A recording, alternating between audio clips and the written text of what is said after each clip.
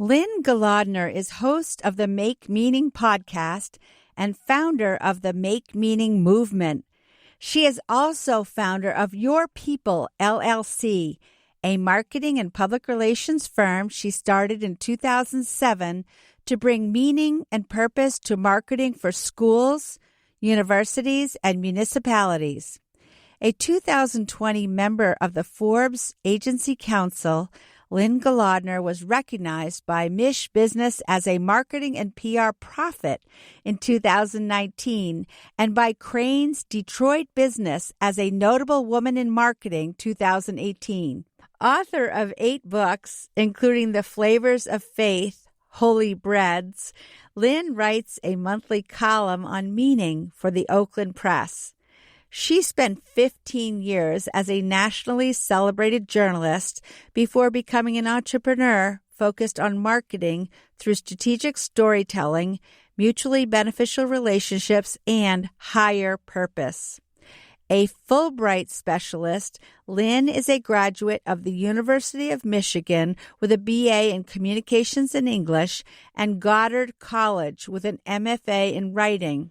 She is the mother of 4 teenagers and lives with her family in Huntington Woods, Michigan. Welcome to the PR Maven podcast, a podcast all about growing your network and building your brand through traditional and digital networking techniques. I'm Nancy Marshall, the PR Maven and CEO of Marshall Communications. I've been strengthening brands through PR for over 35 years, and now I'm celebrating the success of executives, influencers, business owners, and entrepreneurs from all around the world, all of whom have cultivated their brands and broadened their networks through traditional and digital networking methods. Each week, I interview one of these interesting and influential individuals and provide an opportunity for you, the PR Maven Nation, to gain insights from their strategies and stories. So stay tuned for this week's episode, and thanks for listening.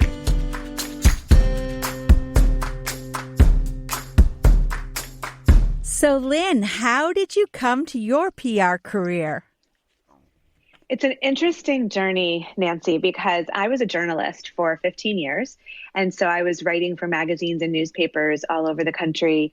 And everything started changing in, 2007, 2008, when the economy was changing.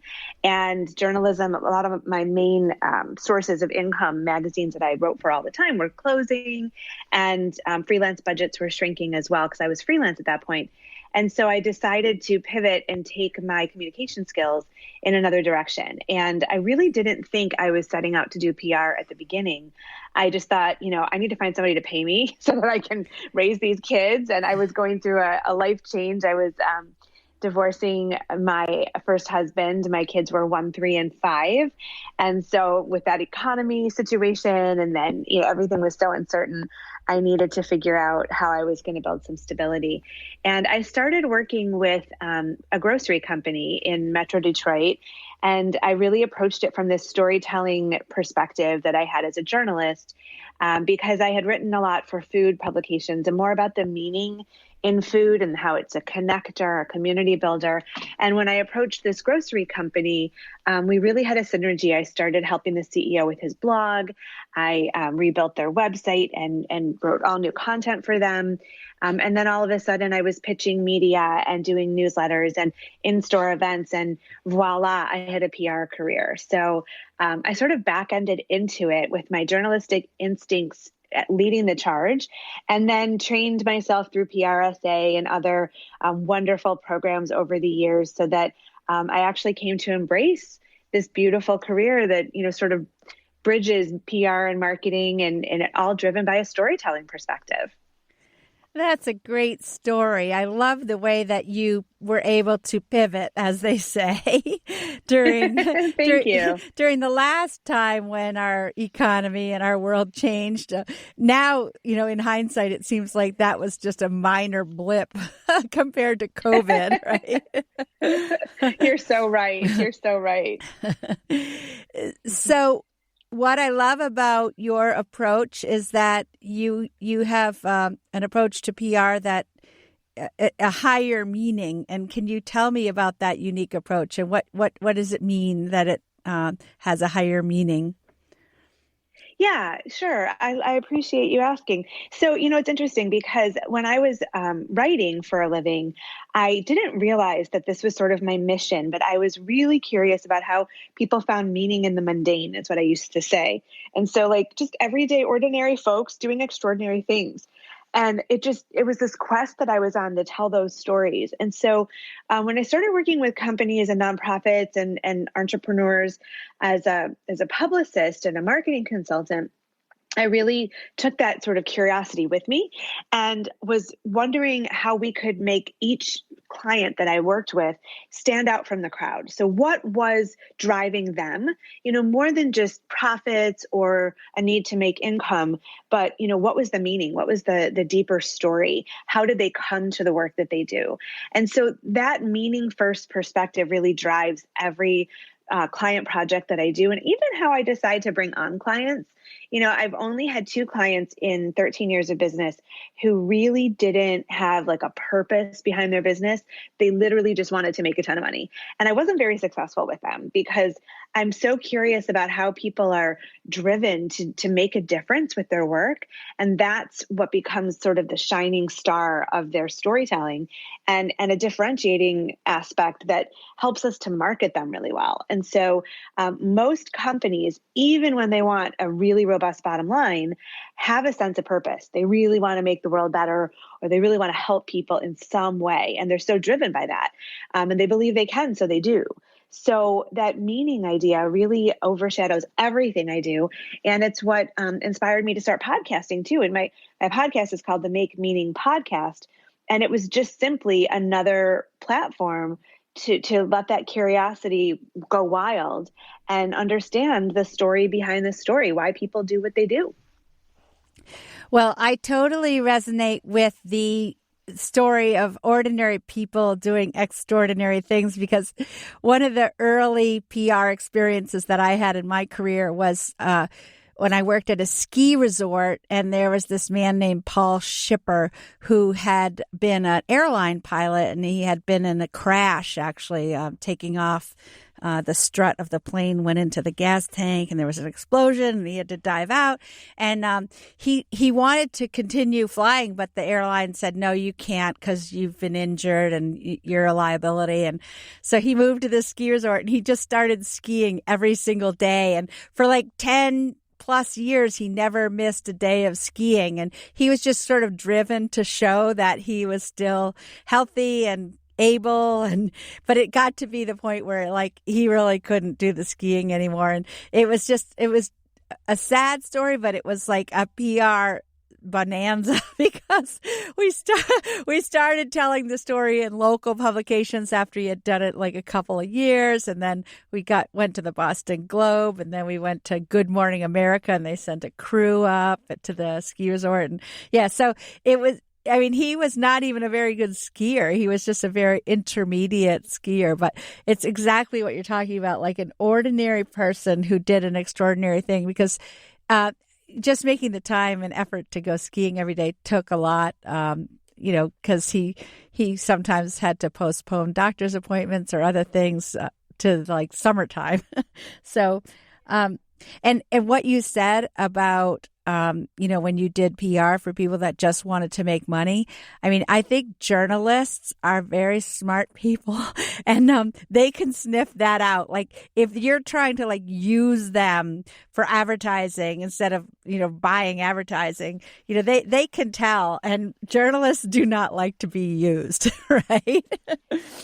That is so true. And it's funny because I feel like looking back, I was early in my career when each of those clients started to work with me. And I think I took them on for superficial reasons too. Like when you own an agency, you can panic if you don't have enough clients. And I was new to the game, and I thought, oh, it's another client, it's more money. So I think I took them for the wrong reasons. And, it was just not a good fit, and it did not work. And it was a really big life lesson. So, now I trust my instincts. If I don't think that the client is really purpose driven, I refer them to someone else because it's just not a fit for me. It's somebody else might be able to work magic for them, but I don't think I could. So life lessons, definitely. Yeah. And of course, when you're in the PR business, it still is business. So believe me, I know what it's like when, you need the business, but that it's not right, and, referring it elsewhere and just being confident that another good client will come along. Definitely. Yes. So, Lynn, what are some easy ways to build exposure for a brand? There are so many, and I feel like you can get lost by the overwhelming number of options that are out there. And so I feel like a really good place to start is just by understanding your story. And so when I work with a client, we start to build the blocks that we can establish a foundation for narrative storytelling that can then make it easy to do things like social media or blogging or media pitching. I like to start with sort of a big picture perspective and articulate those words, those concepts that are really special and unique about this client. And then we can look at it and say, okay, now we're going to do an editorial calendar. We're going to blog, let's say. And so blogging is a super easy thing to do. And from there, you can pull content from a blog and use it for social media so that you're really maximizing your resources and your time, and you have consistency of message on your different channels. And I love to really look at social media strategy for clients because I think people feel like there's so many social media platforms, so they need to be on all of them, and it becomes very overwhelming, and then they don't do any of them well. And I usually guide people to take baby steps. And so let's pick one, and let's figure out where our audience is, and let's build it really mindfully and get good at it. And then we can add in another. And so really ramping up so that what we're doing has reach, has impact. It's really being done in a meaningful way. And so once you have that sort of editorial calendar and a sense of who you are and the messages you want to put out there, you can then strategically choose the channels to put them in and really pull from the same content so that you're populating those channels really well. So like I said, blog, I said social media, even a monthly newsletter, over email is a great tool, but not all at once. I really think that they need to ease into that messaging and that, audience connection. Well, of course, I started doing PR before the advent of the commercial internet. So back in those days, we relied so much more on the media, and, we were kind of at the mercy of journalists. And now, because of all the choices on the internet, we don't have to depend totally on journalists to deem our story newsworthy or not. And that's one of the things I love about PR today is content creation, like you said. And I totally agree that it's better to choose your platforms and do fewer platforms on social media rather than spreading yourself too thin and just being, because each platform I think of it like a different sort of social club, like the way you do Instagram is so much different from the way you do Facebook, from Twitter and Pinterest and LinkedIn. Each thing kind of has its own rules and ethics and vibe, right? I mean, it's all different. Absolutely. And, it's interesting because, going back to that first client, the grocery company, that was when Facebook was really getting big. And so I remember a lot of early clients would come to me and be like, just get me on Facebook and that'll build my business. And I'm like, well, I can do that, but I don't think that's your only answer. This is a philosophy I developed from day one that I carry through to today. And it's never more important than now, is that we have to be face to face as much as we are distantly connected. And so with the grocery company, I planned, special events in the store. It was a company that had, gluten-free items before you could find them anywhere, and special ethnic foods that you couldn't find anywhere. And there were just really interesting little niches. And so we would do food tastings and events and fairs on weekends to just sort of help people to linger a little longer in the store and connect with vendors, or with even the store owner. Would just walk up and down the aisles and, talk with people.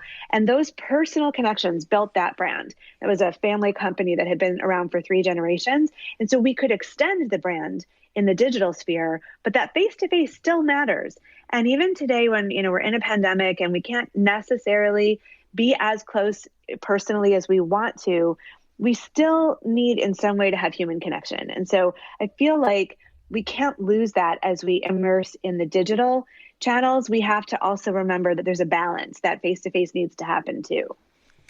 I'm so glad you said that, because that's really the premise of this PR Maven podcast, is that we need to always strive to meet someone face to face. Like you and I today are meeting for the first time, and we're not in the same space, but I feel like someday it would be great if we could meet face to face, because I think we have so much in common.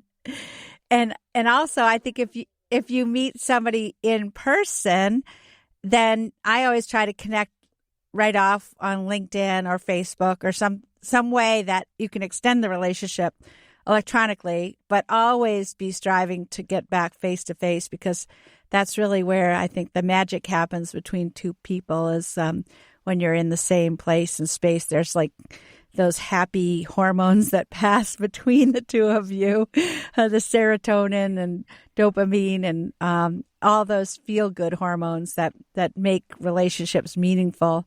And when you talk about a brand having a network or a tribe of fans built on personal relationships, that's so true, because if a customer has met the people behind a brand, that really gives them something to talk about, and that makes them brand ambassadors. So I can see how that's been part of your strategy with your clients. Absolutely. I think one of the most important things that, we're seeing now is that, we need to understand one another, and we can only do that when we see the humanity in other people. We're in a pretty divided time. And one of my clients actually is it's called the Civility Project, and they work on building civility. And so, of course, it all started with face-to-face events, and then the pandemic happened. So we've been doing Zoom events, which have still been really successful. But that one of the things that keeps coming up again and again is that you can't hate somebody you're sitting across from. And so it's not only a brand building exercise, but it's sort of life-saving. Like in this day and age, when we see all these divisions, we realize that being face-to-face with people and really connecting is super important. Like, we just can't underestimate how powerful it is. That makes me think of our United States Senator from Maine, Senator Angus King. And when he's in Washington, D.C., he is always endeavoring to bring together Republicans and Democrats to eat barbecue. Actually, he gets takeout barbecue and invites them over to his place. And he says, once you know, like, your other senators' kids' names and what they do for sports or academics, he goes, then you can't, as you said, you can't hate them. They might have differing opinions, but I feel like the way he works with people from different political parties is the reason that he's been successful, kind of reaching across the aisle. So I absolutely believe that getting to know someone and their life story, and, even people who are criminals, they probably have had a tough life that led them to make bad choices. I know. It's really, really true. My in-laws, my husband grew up in D.C., Washington, D.C., and my in-laws were very actively involved in the whole, Washington, D.C. landscape and politics and activism. And my husband will say he remembers from his childhood stories of people meeting across the aisle, having dinner, having lunch. They were friends. And I feel like that's when we're at our best, when we can really understand and listen to one another, even if we don't agree. But we do see that humanity, and we do connect as people, and then I think we can do anything. I agree. And I think we need a lot more of that right now. I totally agree. Totally. So, Lynn, you focus on storytelling, relationships, and higher purpose in all of your PR and marketing campaigns. What are the steps that you take to build a brand and a campaign? That's a great question, Nancy. And it's funny because I'm working with a client right now building his brand. And so I'm knee deep in it at the moment. So it's a great time to answer that. We begin by really asking a lot of questions.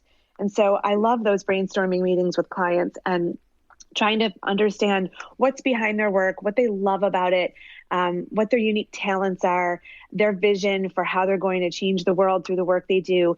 And then, we sort of build that into a narrative, what I call a foundational narrative. And that's usually anywhere from 5 to 10 paragraphs. That is the anchor content from which everything else comes. And we also do, establish a mission statement, a vision statement, taglines, sometimes core values for a business, just articulating what their unique value proposition is. We put all this content together, in a boilerplate that we can use on marketing materials and press releases. And then from there, we build the strategy.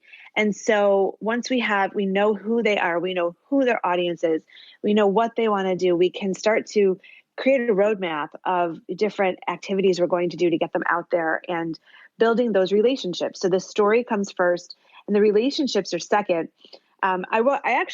I say higher purpose third, but really I think that predates everything because that purpose drives the story. And so even though it makes a nice flow to put it third, it really comes first and it's really subtle.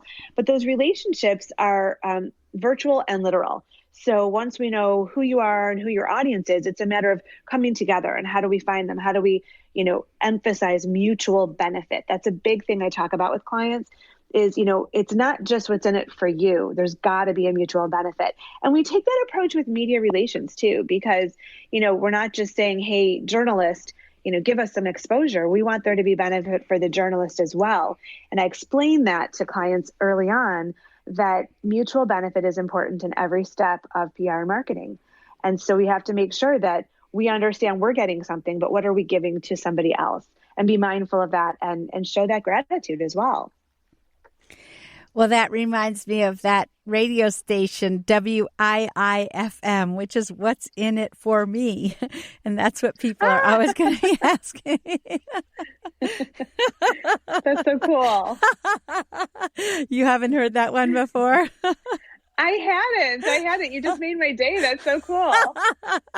Well, you're free to use that because I didn't make it up, but it's something I've known about for a long time.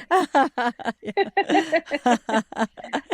you. So, Lynn, how do you empower people to do their own PR whenever possible? And that seems a little contrary for a PR professional. But it's interesting. I mean, I've always maintained a small company. I don't want it to be big. I don't want to have this huge monolith to manage. I like working with the clients and I like being in the trenches. Like I like making social media graphics. There's something about some of the tasks that I really enjoy. And so it's always been my mission to work with a select handful of really great clients. And then early on, I really understood that everybody needs PR and not everybody can or should pay a fortune for it. And so I was fascinated by this question of how do we make PR accessible for people who don't have budgets? Because they still need it. It's just, how do we do it without underselling ourselves?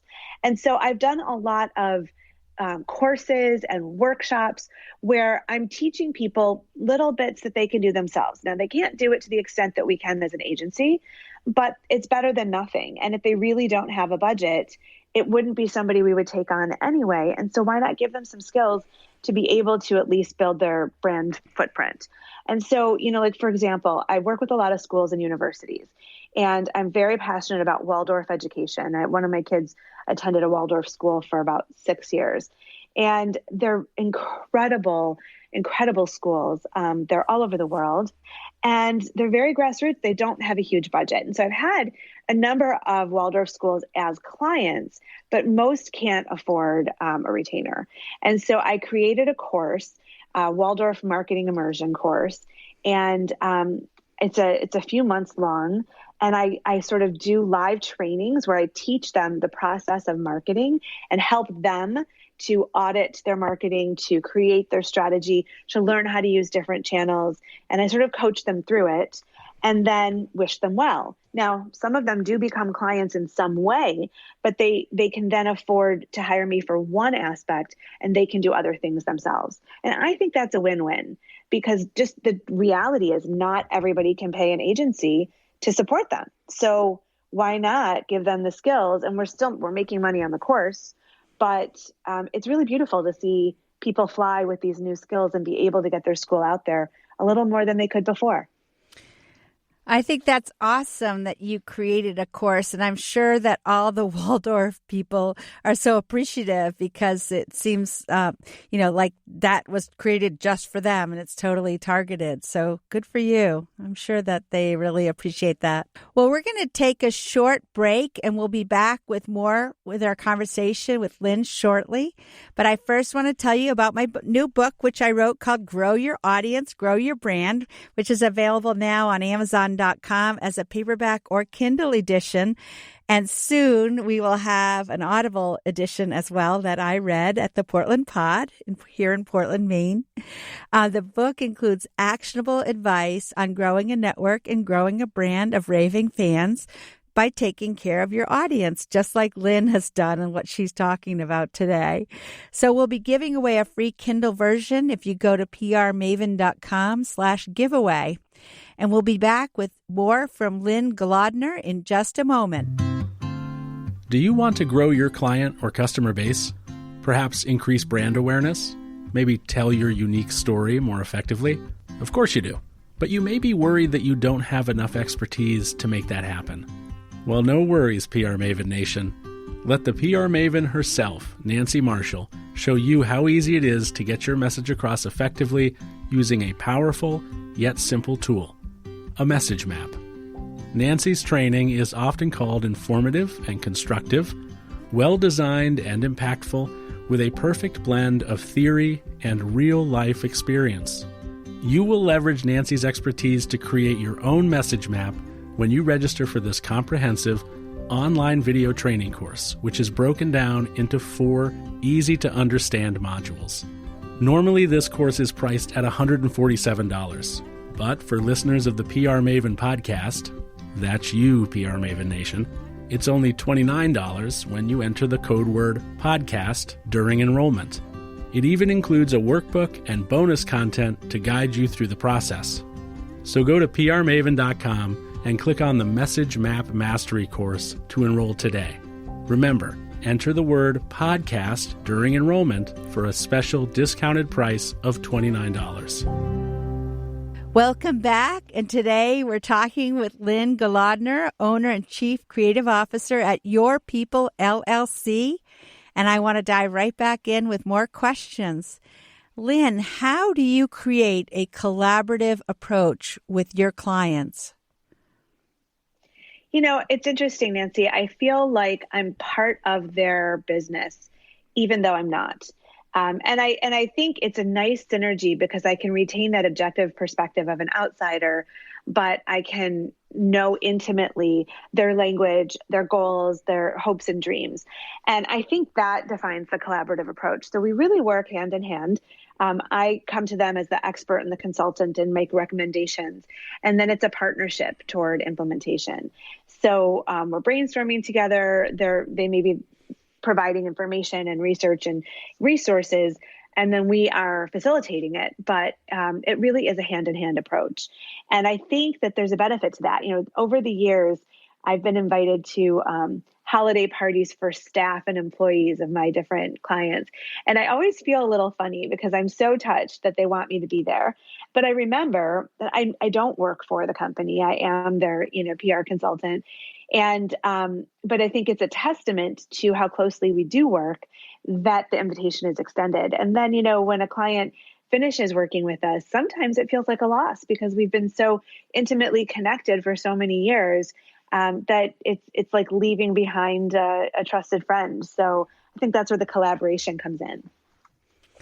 I know exactly what you're talking about because that's one of the things that I love so much about the profession is just becoming part of sort of the family of a certain company and feeling like you're part of their brand network. So I know I felt that way with Sugarloaf, which was a ski resort where I actually was the director of communications, and then they were actually my first client. And today they're not a client, but I'm still very, very involved. And I feel like it's kind of part of my DNA. It's like part of who I am. So I love that. Yeah. So, Lynn, I have seen many changes in PR and marketing in the course of my career. What changes have you seen, and how has that impacted the way you work? Well, I think media has changed drastically. So even from when I started to now, so many of my journalist friends are no longer journalists because of, cuts at different newspapers and magazines and TV stations, fewer journalists doing more and getting paid less. So the state of the media is really upsetting to me as a former journalist. And then a lot of those journalists go into PR. So I kind of wonder how many PR people there are in this world today. But, that's been a big change. Obviously, social media, and it's ever evolving. And like I said earlier, I started when Facebook was becoming big. And, now there's Instagram and Snapchat and TikTok, and so many things have come since then that it's just hard to imagine that there weren't all these options before. And people are making, personal decisions, purchasing transactions on social media. And so it's really important to know exactly what you're doing there as one tool in your toolbox, but not let it overtake you. And I also think that, one thing that hasn't changed that I don't know how you feel about this, Nancy, but I have a love-hate relationship with media relations. I love when I can have a client be on TV or radio or in the newspaper or something. It feels really satisfying, but clients tend to love media outlets. They just love being on TV, and they think that that's the end all be all, but they don't realize it's probably the least likely way that they're going to drive business. And so, what I've constantly been teaching clients is relationship building is key to long-term business loyalty. And so having a TV segment is a great boost temporarily, but you have to be doing things every single day to build business. And so that TV can't be all the time. It can't, it is like a high that they get when they're on TV that can be addictive. And that makes it really hard for the publicist because there's only so many spots you can book them for. So I don't know if you find that, but that's definitely something that hasn't changed yet. Yeah. Well, I've always looked at being on TV and in the newspaper and on radio and even on podcasts. It's all part of like the heartbeat of a brand. And you just need to show up in a lot of different places and, show the public that your heart is still beating. So, I try to convince my clients that, TV is part of the mix, but there are so many other options. And also when you're not appearing in the media, you do your own content, which I know that that's something that you do a lot of as well. So I guess it's part of educating clients, but absolutely, I have a new client and we were able to land a TV segment for them, luckily, like within the first few days of working with them. And they went crazy. They loved it. And, everybody on the board of directors was on a high because they're like, yes, this is so awesome. So like you said, there's only, 2 more TV stations in our market to hit. And then we're going to have to start going to alternative sources of media. Well, it's true because, that's something that clients need to realize is that when you do that, when you get a TV segment right in the first few days, you set the bar super high. And how can you keep exceeding that? You know what I mean? And there's only so much to go around in most markets. Most people are not in New York and LA, and they may have a couple TV stations. And then once they've been on it, they can't for a few months, they can't be greedy. So it's important to train clients. Really right, is. Exactly. And then, of course, there's sometimes people think you can get them on the Today Show or CBS Morning News or Good Morning America. And, sometimes we can do that, but it's a tough pitch because those people are being pitched every day. I know I had a client at the beginning of COVID who wanted to be featured by that Stephanie Rule, who's reporting on like banking and finance on the Today Show and the NBC Nightly News. And I was able to make a connection with her producer, but I didn't have just the right angle, unfortunately. So I'm glad we brought that up because that's a good reminder. I need to reach out to that producer again. But isn't it great, like when you email a producer and they actually respond? It's like, oh yes, it's great. It's like, it's an emotional roller coaster as the publicist. I don't know if you feel this, but it's like when somebody responds right away, you're like, yes. And when they don't, you're like sweating it out at your desk, even though you've booked millions of people before. And this one is like redefining your sense of, can I do this? And then finally somebody responds and you're like, thank God. Yeah, I know. And I constantly tell clients and my friends and stuff, this never gets easy. I've been doing PR. I think it's now like, I hate to say it because it's going to age me, but it's like almost 40 years. and it wow. never gets easy. It's like, why didn't I choose a career that would get easy?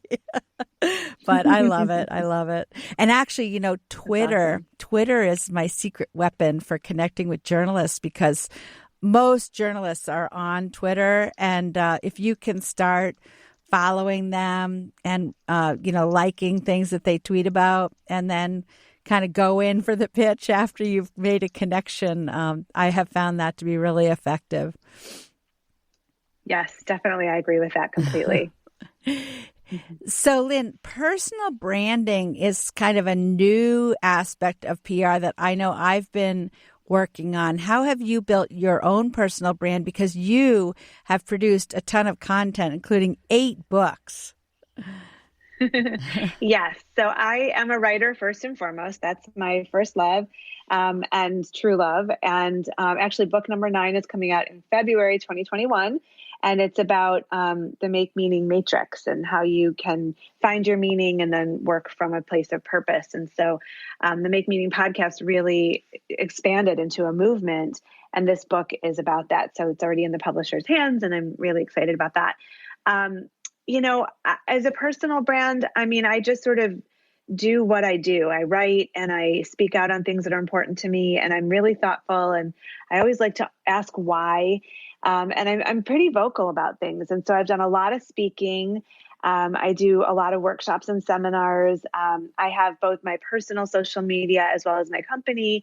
And I'm probably more active on the personal one because I like to show that mix of PR and marketing, writing, being a mom, all of those things I think make my personal brand. And ultimately for me, it comes down to the words. And so I just really am careful about, choosing the right words, seeing things in a poetic lens and sharing that with the world. And I think that embodies what I stand for. I do think the podcast I started in 2018 has been a brand builder.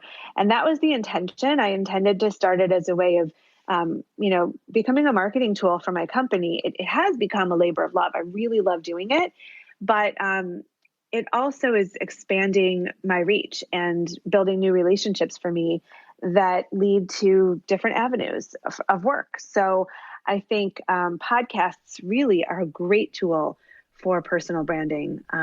It's just a great way to put yourself out there and connect with others. Well, I couldn't agree more because I started my podcast in 2018 as well. And talk about a labor of love. I feel like it has opened up so many avenues. And I just love being able to have a conversation with someone like you who I haven't met before, but we have so much in common. And to me, it's just so exciting. And then, like I said before, I have plans to try to meet people eventually when we're able to travel again and meet in person. So I'll look forward to trying to meet you at some point too. That sounds great. I look forward to it, Nancy. So speaking of which, how has COVID-19 changed the way that you're working now?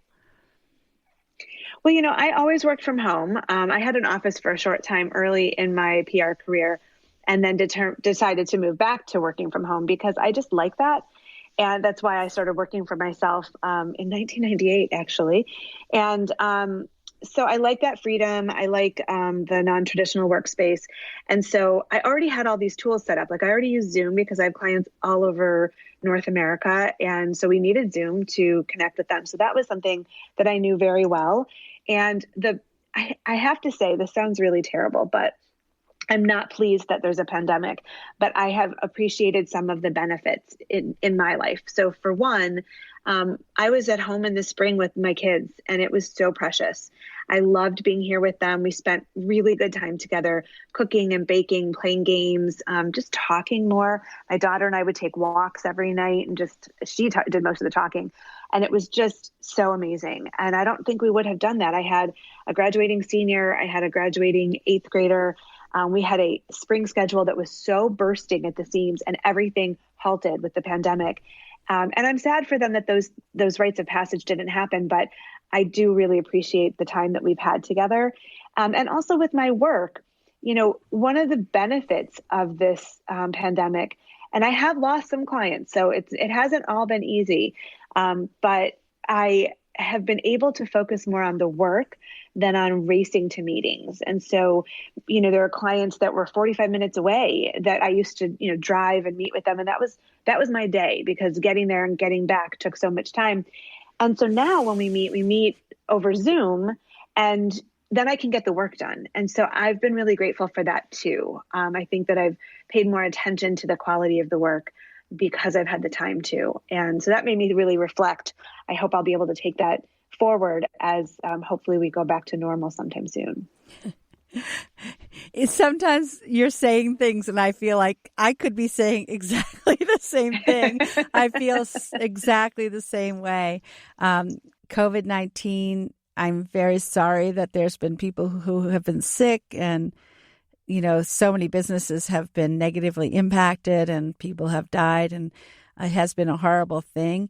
However, there has definitely been a silver lining for me. And, I've been able to kind of slow down and look at my life and, kind of get organized too. And my team, I have a team of 7 people, and everybody just switched to working remotely very seamlessly. And, it hasn't really impacted anything. So we still do have an office, but I'm not sure how much longer that's going to stay open, because I think everybody's working from home really well. That's great. I'm glad to hear that.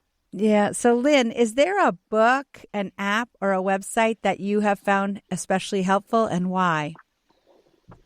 Well, it's going to be kind of one that you wouldn't expect. But there's a book called Governing Business and Relationships that was written by an Indian Swami, Swami Parthasarathi, and I can send you that to put in the show notes.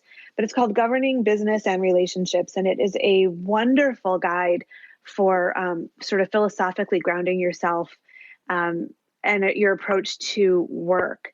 And the other thing that I would recommend is there's a series of books put out by Zingerman's, which is one of my favorite businesses in Ann Arbor, Michigan. And I'm very good friends with the owners. Paul Saginaw, one of the founders, is a personal friend and mentor of mine. And there's a book that his partner, Ari Weinsweig, wrote called A Lapsed Anarchist's Approach to Building a Great Business. And so those 2 books, I think, have been super helpful. And then I want to mention one more, if you don't mind, but I just finished it. It's called The Big Leap by Gay Hendricks. And it was really fascinating because it sort of helped me clarify. He talks about working in your zone of genius and how you can do that. And I wasn't sure what mine was. And so it was a really nice little journey that I went on to figure out, what should I be focusing on and what should I be giving to other people. So all 3 of those are really great books. Those sound like great recommendations, and that Big Leap by Gay Hendricks sounds like one that I would really like to read. So thank you for those recommendations. And I don't know about you, but I feel like when I read a book that gives me new energy and a new attitude and insights into my profession and my career, that's what puts gas in my tank. That's great. That's awesome. So how can members of PR Maven Nation get in touch with you if they want to follow up and connect? Sure. Well, check out my websites. The first one is yourppl.com for our PR business, Your People. And then makemeaning.org is where the podcast and the movement live. I'm on Facebook, LinkedIn, Instagram, Twitter, and I would love to connect with anybody there. Tell me that you heard me on this podcast. And check out, my Make Meaning podcast. It's on all the podcast channels, and hope that you'll give it a listen. And you can email me from either website, and I'd love to hear from people. Well, I'm so glad to connect with you myself, and I look forward to keeping the relationship going. And I want to thank you for joining me and members of PR Maven Nation today. And I look forward to, keeping it going. And I'd love to come on your podcast sometime as well. Sounds like a plan. We will get you booked in, Nancy. I look forward to it. All right, Lynn. Well, thank you. And I want to thank everyone in PR Maven Nation for joining me today and listening to this wonderful conversation with someone who is cut from the same cloth as a PR professional. So thanks, Lynn, and have a great day. That's it for this week's episode. I'd like to thank you for listening, and if you feel that you've gotten value out of today's conversation, consider leaving a 5-star review on iTunes or whatever app you're using to tune in. If you haven't subscribed yet, you should do so. I release a new episode each week, and subscribing will make sure you get an alert when there's a new episode. You can also join the PR Maven Nation by going to prmaven.com/nation and clicking join. It's free, and it's a great community of like-minded individuals who are all looking to learn and grow from one another. If you have an Alexa-enabled device, be sure to add the PR Maven Marketing Minute to your daily flash briefing menu. Thanks again for listening, and have a great rest of your week, PR Maven Nation.